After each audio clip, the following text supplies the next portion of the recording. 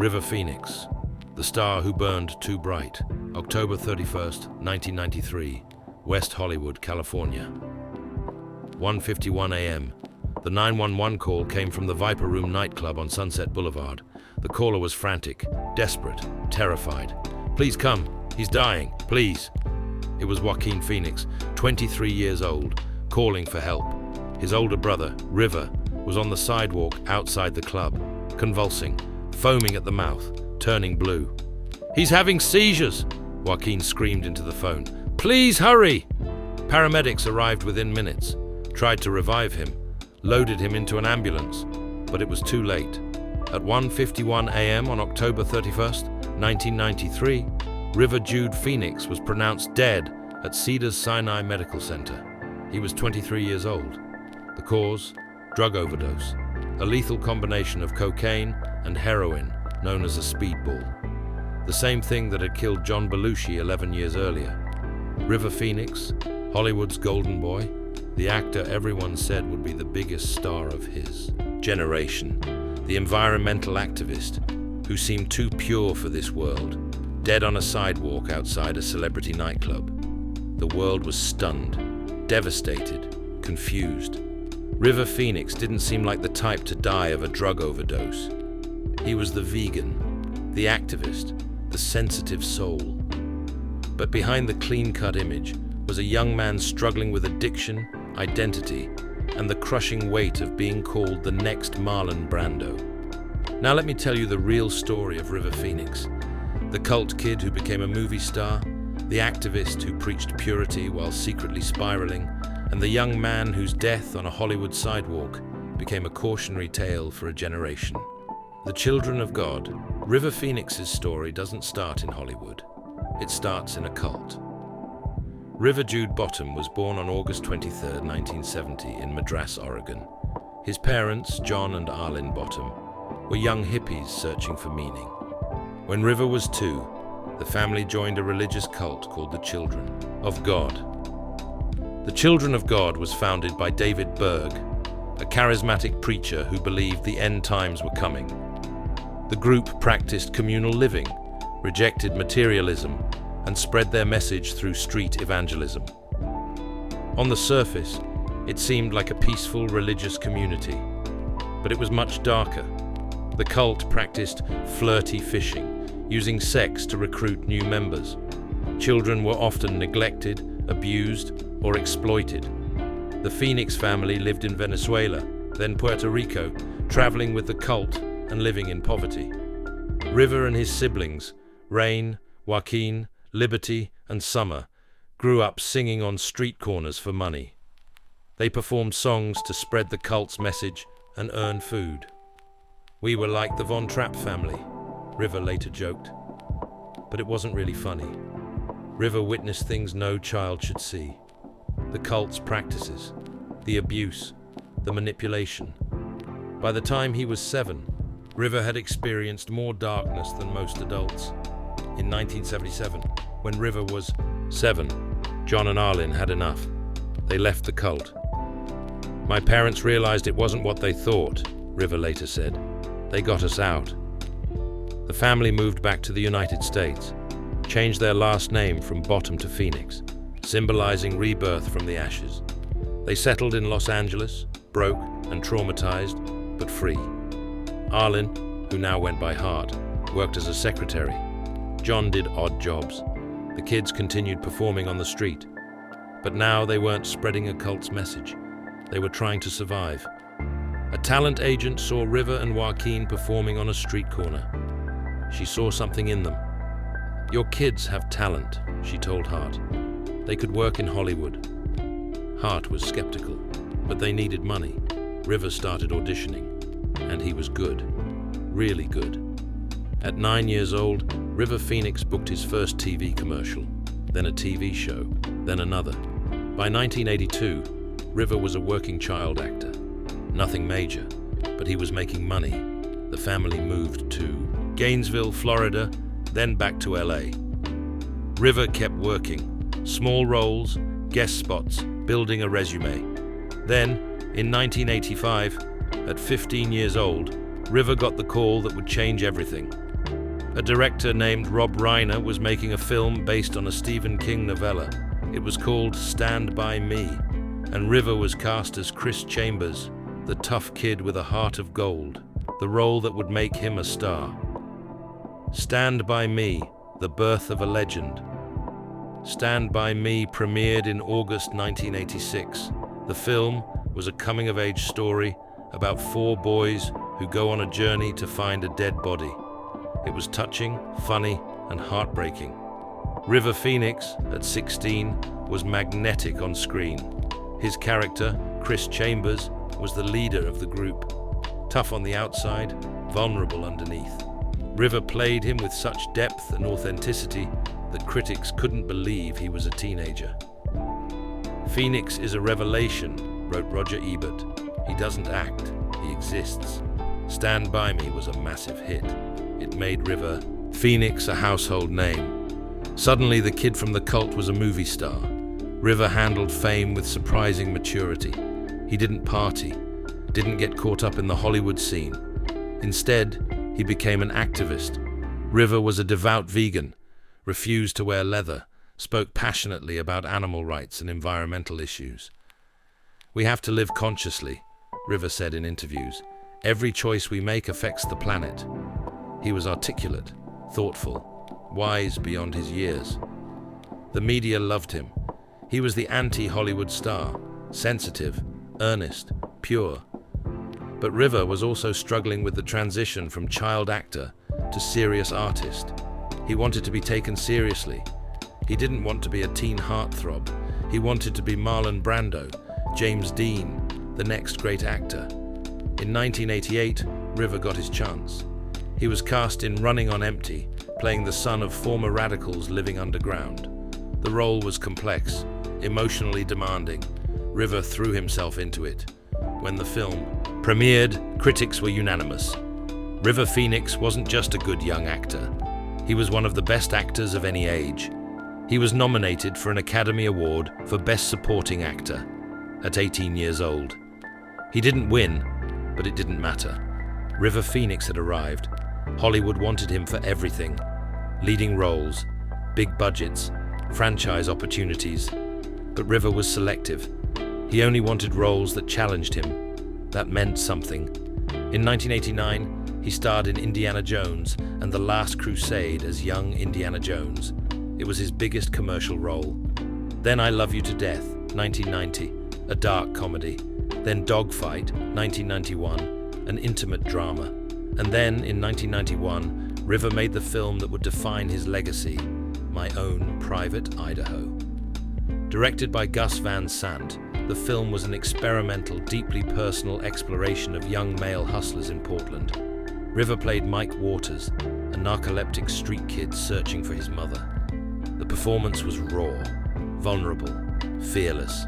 Critics called it one of the greatest performances of the decade. River Phoenix wasn't just a movie star anymore. He was an artist, but behind the scenes, River was changing. The clean-cut vegan activist was starting to crack, and nobody saw the darkness creeping in. The dark side, when the Golden Boy started to tarnish by 1992, River Phoenix was one of the most respected young actors in Hollywood. He had critical acclaim, box office success, industry respect. But he was also exhausted. River had been working since he was 9. He'd never had a normal childhood. He'd never had time to just be a kid. "I feel like I've lived 3 lifetimes already," River said in a 1991 interview. "Sometimes I just want to disappear." He started pulling away from the clean-cut image, growing his hair long, dressing more grunge, looking tired in public appearances. Friends noticed changes. River was partying more, drinking, experimenting with drugs. "He was searching for something," said a friend, trying to escape the pressure. River had formed a band called Alika's Attic with his sister Rain. It was his creative outlet, music where he could express himself without Hollywood's expectations. The band was good. They had a unique sound, folk rock with environmental themes. But River was torn. He wanted to focus on music, but Hollywood kept pulling him back. In 1993, River was filming Dark Blood in Utah. He was playing a troubled hermit in the desert. The production was difficult. River seemed distant, unhappy. He wasn't himself. Then there was his relationship with actress Samantha Mathis. They'd met on the set of The Thing Called Love in 1993. Samantha was beautiful, talented, grounded. She loved River deeply, but she was also watching him spiral. River was struggling, she later said, with fame, with his identity, with what he wanted his life to be. River started using harder drugs, cocaine, heroin, the speedball combination that would eventually kill him. He'd hide it from his family, from most friends. He maintained the vegan activist image publicly, but privately, River was falling apart. On October 30th, 1993, River was in LA. His brother Joaquin and sister Rain were with him. So was Samantha. They decided to go to the Viper Room, Johnny Depp's nightclub on Sunset Boulevard. It was supposed to be a normal night out. It would be River Phoenix's last night alive. October 30th, 1993, the night the music died. October 30th, 1993, started like any other day. River was staying at the Nico Hotel in Beverly Hills. He spent the day with Samantha, Joaquin, and Rain. That evening, they decided to go to the Viper Room. There was a performance by Flea and other musicians. River wanted to see it. River was wearing all black, a leather jacket. He looked thin, tired. They arrived at the Viper Room around 11 p.m. The club was packed, dark, loud, a mix of celebrities and scenesters. River was recognized immediately. People wanted to talk to him, buy him drinks, offer him drugs. River was already high when he arrived. He'd been using cocaine earlier. At the club, he was offered more drugs, a speedball, cocaine and heroin mixed together. River said yes. What happened next is based on eyewitness accounts. Around 12:45 a.m., River started feeling sick. He went to the bathroom, came back looking pale. "I don't feel good," he told Samantha. She was worried. "We should go home." "I need some air," River said. He walked outside to the sidewalk on Sunset Boulevard. Rain and Joaquin followed him. Outside, River collapsed. He started convulsing, violent seizures, his body jerking uncontrollably. Rain screamed for help. Joaquin ran to call 911 from the payphone inside the club. The 911 call is heartbreaking. Joaquin's voice is panicked, desperate. "He's having seizures. Please come now." The operator asks questions. Joaquin can barely answer. He's watching his brother die on the sidewalk. Samantha and Rain were with River, trying to help, helpless. Johnny Depp came outside, tried to clear the crowd, called for more help. Paramedics arrived at 1:14 a.m. River was still convulsing, foaming at the mouth. His skin had turned blue. They administered emergency treatment, loaded him into the ambulance. Joaquin and Samantha rode with him. But River Phoenix was already gone. He was pronounced dead at Cedars-Sinai Medical Center at 1:51 a.m. Cause of death: acute multiple drug intoxication, cocaine and heroin. River Phoenix, the sensitive vegan, the environmental activist, the actor who everyone said would be the next Brando, dead at 23 from a drug overdose. And the world couldn't make sense of it. The aftermath: Hollywood in mourning. When news broke that River Phoenix had died, Hollywood went into shock. It didn't make sense. River Phoenix, the clean-cut kid, the activist, but the facts were undeniable. Drug overdose, outside a nightclub, at 23. The media went into a frenzy. Tabloids ran wild. Conspiracy theories emerged. Some blamed Johnny Depp and the Viper Room. Drug den for celebrities. Some blamed River's friends. Who gave him the drugs? Some blamed Hollywood itself. The industry chews up young actors and spits them out. The Los Angeles County Coroner's Office released the toxicology report. River Phoenix had lethal levels of cocaine and morphine from heroin in his system. He'd also used marijuana and Valium. It wasn't a mistake. It wasn't just one bad batch. River had been using drugs regularly. The clean-cut image had been a facade, or at least a partial truth. River's family was devastated. His mother, Hart, released a statement. River's passing challenges us to carry on his important work. He was a beautiful soul who believed in making the world better. His father, John, couldn't speak publicly. He was too broken. Joaquin, who'd been there that night, who'd made the 911 call, retreated from public life. He wouldn't talk about River's death for years. Rain felt guilty. If only I'd done something different that night. Samantha Mathis was destroyed. I loved him. I wanted to save him, but I couldn't. The film Dark Blood, which River had been working on, was never completed. The director kept the footage for years, eventually finishing a version in 2012 using stunt doubles and narration. Hollywood held memorials. Fellow actors shared stories. Keanu Reeves, River's best friend, was shattered. They'd been like brothers. Keanu would later name his daughter Ava Archer Syme Reeves. She died at birth in 1999, with Syme partly honoring River. River was my brother, Keanu later said. Losing him, I don't have words. The city of Gainesville, Florida, where River had lived as a teenager, renamed a park River Phoenix Park for meditative arts and activism. River was cremated. His ashes were scattered at his family's ranch in Florida. No public funeral, just family, grief, and questions. Why did River Phoenix, who had everything, throw it all away? The sea. Legacy. The star who could have been more than 30 years have passed since River Phoenix died on that sidewalk. And his legacy endures in complicated ways. Professionally, River left behind an extraordinary body of work. Stand By Me, Running on Empty, My Own Private Idaho, films that still resonate. Young actors study his performances. Film students analyze his choices. River Phoenix was a once-in-a-generation talent, said Gus Van Sant. We lost something irreplaceable when we lost him. But River's death also became a cautionary tale. The dangers of mixing drugs, the pressure on young actors, the hidden struggles behind perfect images. Joaquin Phoenix eventually returned to acting. He became one of the greatest actors of his generation, winning an Oscar for Joker in 2020. At the ceremony, Joaquin gave an emotional speech that many believe was partly for River. When we use love and compassion as our guiding principles, we can create, develop, and implement systems of change that are beneficial to all sentient beings and to the environment. It sounded like something River would have said. Joaquin has rarely spoken about River's death, but in a 2019 interview, he said, "River was the most talented person I've ever known. I think about him every day."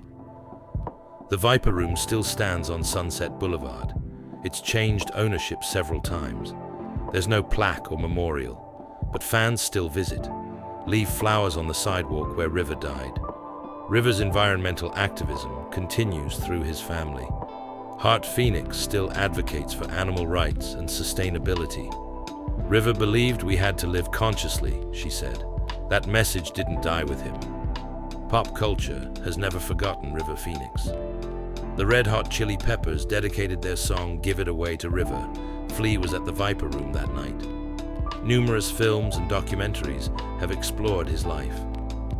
Leonardo DiCaprio has said River's death made him more cautious about fame and drugs. River was a cautionary tale for all of us, DiCaprio said. He showed us how fast it can go wrong. But the question remains, what would River Phoenix have become?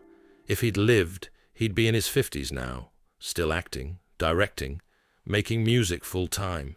He was being compared to Brando and Dean. Would he have lived up to that potential? We'll never know.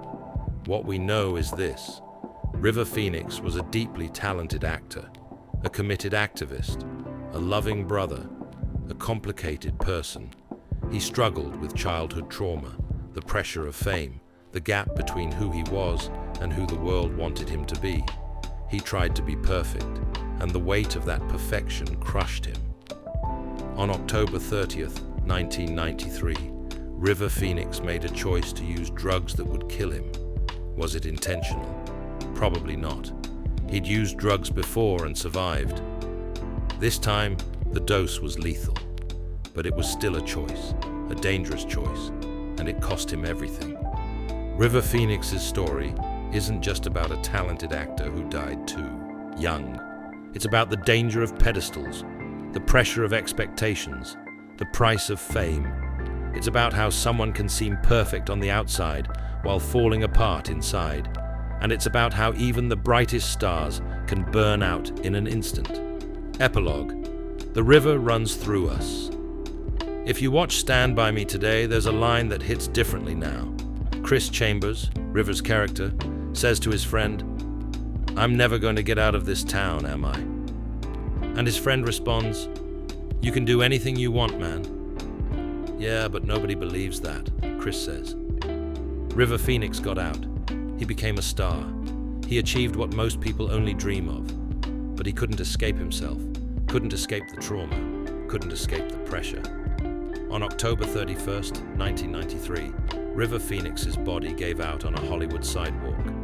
But his spirit, the sensitivity, the passion, the talent, lives on. In the films he left behind, in his siblings who continue his activism, in the actors he inspired. River Phoenix died at 23, but he lived enough for several lifetimes. He was a child evangelist in a cult, a street performer, a movie star, an activist, a musician, a friend, a brother. He was flawed, human, real, and for that, we remember him, not as the perfect golden boy the media created, but as River Jude Phoenix, the kid who survived a cult and became a star, who fought for what he believed in, who struggled with demons he couldn't defeat. The river doesn't stop flowing just because we can't see it anymore. Rest in peace, River. You burned bright, and we still feel your warmth.